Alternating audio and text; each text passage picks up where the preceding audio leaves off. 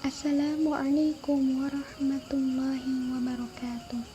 Perkenankanlah kami dari program studi pendidikan agama Islam Fakultas Agama Islam Universitas Muhammadiyah Surakarta. Di sini kami akan menyampaikan materi tentang Tauhid Uluhiyah. Materi ini merupakan bagian dari mata kuliah akidah yang diampu oleh Bapak Ahmad Nurrahim LC MPDI. Selanjutnya, materi akan disampaikan secara berurutan sesuai dengan urutan anggota dalam slide ini.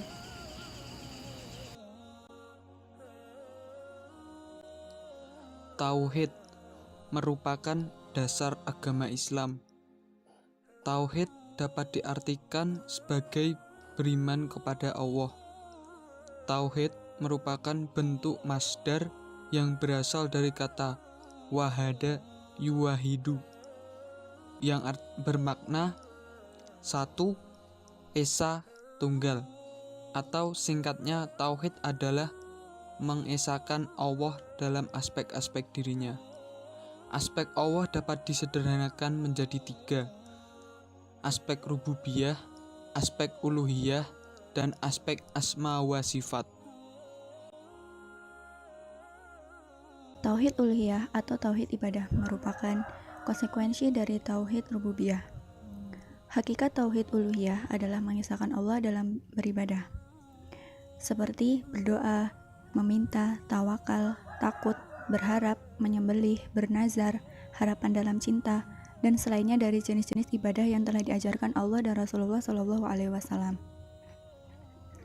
Ibadah itu sendiri harus dibangun di atas landasan cinta dan pengagungan kepadanya. Syekh Shalih bin Abdul Aziz Al-Syekh menjelaskan bahwa kata uluhiyah berasal dari Allaha ya'lahu ilaha ulaha yang bermakna menyembah dengan disertai rasa cinta dan pengagungan, sehingga kata ta'aluh diartikan penyembahan yang disertai dengan kecintaan dan pengagungan. Memperbutuhkan satu jenis ibadah kepada selain Allah termasuk sikap zalim yang besar di sisinya, yang sering diistilahkan dengan syirik kepada Allah. Syarat tauhid uluhiyah ada 7. Yang pertama, al-ilmu. Al-ilmu yang artinya ilmu. Di sini makna yang dimaksudkan adalah ilmu dalam menafikan dan menetapkan. Hal ini karena Anda menafikan semua jenis ibadah kepada seluruh sesembahan selain Allah dan menetapkan semua ibadah hanya kepada Allah semata. Quran Surat Muhammad ayat 91. Yang kedua yaitu al-yakin atau meyakini. Al-yakin menafikan syak dan raib atau keraguan. Maknanya seseorang meyakini secara tegas kalimat la ilaha illallah tanpa ada keraguan dan kebimbangan. Quran Surat Al-Hujurat ayat 15. Yang ketiga yaitu al-qabul atau menerima. Al-qabul menafikan ar-rad atau penolakan. Seorang hamba wajib menerima kalimat la ilaha illallah dengan sebenar-benarnya dengan hati dan lisannya. Quran Surat Asy-Syaffat ayat 35 sampai 36. Yang keempat adalah al-inqiyad, yaitu patuh, menafikan at-tarku, ketidakpatuhan. Orang yang mengucapkan kalimat la ilaha illallah wajib untuk patuh terhadap syariat Allah dan taat pada hukum Allah serta pasrah kepada peraturan Allah. Quran Surat Az-Zumar ayat 54. Yang kelima adalah asyidik, yang artinya jujur. Asyidik menafikan al-kazab atau dusta, yaitu dengan mengucapkan kalimat la ilaha illallah secara jujur dari hati sesuai dengan ucapan lisannya. Quran Surat Al-Baqarah ayat 8 sampai 9. Yang keenam yaitu al-ikhlas, yang artinya ikhlas. Al-ikhlas menafikan syirik dan riya, yaitu dengan membersihkan amal dari semua cabang kesyirikan dan az-zahir maupun yang samar, dengan mengikhlaskan niat untuk Allah semata dalam seluruh ibadah. Quran Surat Al-Bayyinah ayat 5. Dan yang terakhir, yang ketujuh, Al-Mahabbah, cinta.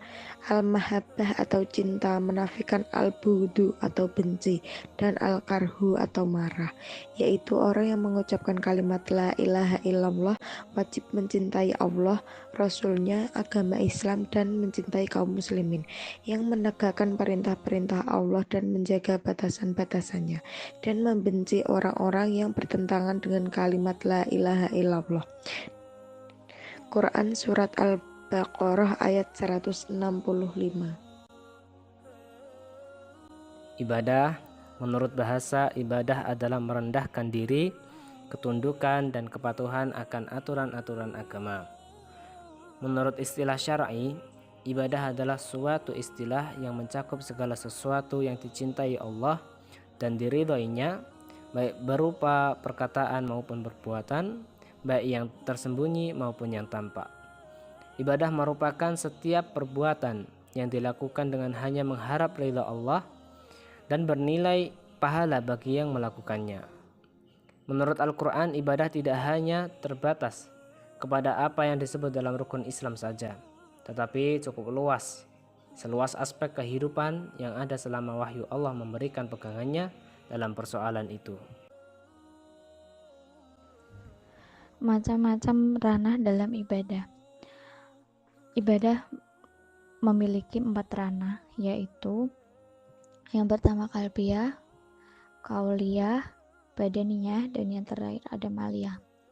Qalbiyah adalah ibadah hati, merupakan ibadah yang dilakukan oleh hati, dan qalbiyah sendiri itu memiliki banyak macamnya. Yang pertama ada beriman kepada rukun iman, ikhlas, takut, rasa berharap, tawakal, dan rasa cinta, dan masih banyak lagi.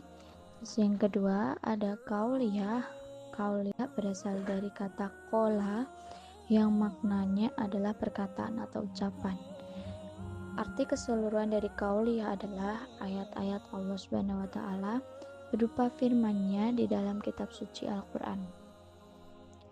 Yang ketiga ada badaniyah. Badaniyah adalah ibadah yang dilakukan murni berupa gerakan fisik tanpa dicampuri dengan komponen lainnya, misalnya sholat dan puasa. Ibadah jenis ini tidak boleh diwakilkan oleh orang lain kecuali sholat sunnah tawaf yang boleh diwakilkan pada orang lain atas jalan mengikuti pada ibadah haji yang boleh diwakilkan. Jadi intinya badaniyah itu ibadah yang wajib dilakukan oleh diri sendiri, tidak boleh diwakilkan. Yang terakhir ada ibadah maliyah atau ibadah harta, yang merupakan investasi amal yang tidak akan berhenti pahalanya walaupun yang bersangkutan sudah meninggal dunia, yang dikenal dengan amal jariyah. Harta yang dititipkan kepada manusia harus dijadikan sebagai bekal kepada Allah Subhanahu wa taala. Jadi ibadah maliyah itu merupakan ibadah harta, dianya tidak beda dengan amal jariyah. Jadi ibadah maliyah itu bisa disebut dengan amal jariyah ya. Jadi intinya setiap perbuatan yang kita lakukan harus diniatkan untuk Allah agar mendapatkan ridhonya Allah. Syirik adalah menduakan Allah, memposisikan makhluk di atas Allah, atau setara dengan Allah. Para ulama membagi syirik menjadi 2. Yang pertama, syirik akbar atau besar, yaitu mengambil tandingan selain Allah dan menyamakannya dengan Rabbul Alamin, Tuhan seluruh alam. Syirik akbar merupakan kesesatan yang nyata, disebutkan dalam Quran Surah Asy-Syu'ara ayat 97-98. Dalam Quran Surah Al-An'am ayat 88 disebutkan bahwa syirik akbar merusak amal, dan syirik akbar merupakan kezaliman yang besar. Disebutkan dalam Quran Surah Luqman ayat 13. Contoh dari syirik akbar adalah berdoa kepada selain Allah. Yang kedua, syirik asghar atau kecil, yaitu segala perbuatan yang dapat menjadi perantara menuju syirik akbar. Contoh dari syirik asghar adalah riya ketika beribadah.